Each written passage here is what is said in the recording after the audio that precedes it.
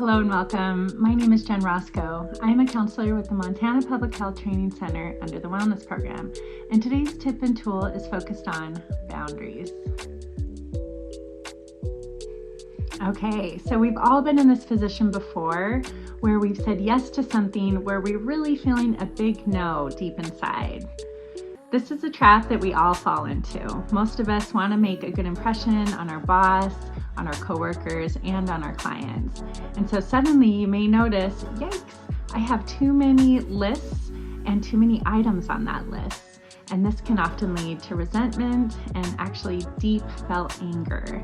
So how do we shift this, and how do you move forward in creating a boundary?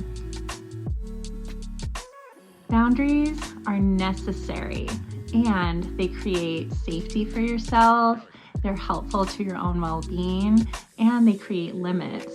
So just notice, how do you actually feel about boundaries, and what is it that you may need to shift in order to do one? Once you acknowledge that it's your right to express your needs, you're ready for the next step. So the next step is checking in with your values and your priorities. Ask yourself whether or not these have shifted over time. It's super helpful to get a hold of a value sheet and just look over all the words and notice, what are like 5 to 6 that really jump out at you? And maybe try to number them from the top one down to number 6. And while you're doing this, notice, is this actually a goal of mine, or is this something that's like in my bones? Like this is just intrinsic to who I am, and this is really important to me. So notice, what are your values?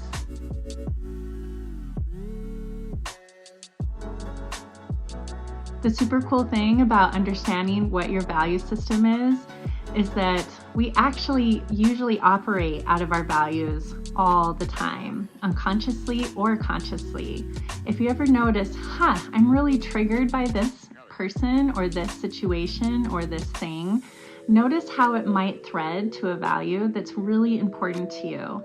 Once you know what your values are, then you kind of have a little secret superpower where you can choose whether or not to react unconsciously, or whether or not you're noticing, this is actually a value, and I have a choice here of how I want to behave in this moment. So then, why?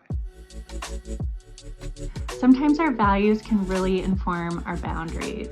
Let's say, for example, that maybe you're a nurse, and one of your top values on the sheet is caregiving. So notice, you're rocking caregiving. You're like, that's your job. You get paid to embody that value. And you may notice that you're also providing a lot of caregiving within the community, maybe with your family and other ways. And you may be starting to get tired and develop compassion fatigue, or just starting to feel resentful that you're really carrying a lot of this weight. So just notice that sometimes our values can really inform a boundary that we need to make with ourselves. And once you notice that, I'm actually like really on the far end of this value and I'm starting to get tired, that's the moment when you can start to kind of tinker with yourself and change your mindset about how you can create a boundary to take care of your mental well-being. So creating boundaries is essential, not only for your well-being, but also for your long-term success within your position and your job. Just notice that if you don't take any steps towards any boundaries, then you'll tend to be run over by other coworkers. It'll build resentment and also anger in the long run. So just notice these are just a couple tools in learning to say no and practicing I statements. We have so many more tips and tools to help you with creating boundaries, so check out our website on the Montana Public Health Training Center under the Wellness Program. Have a great day.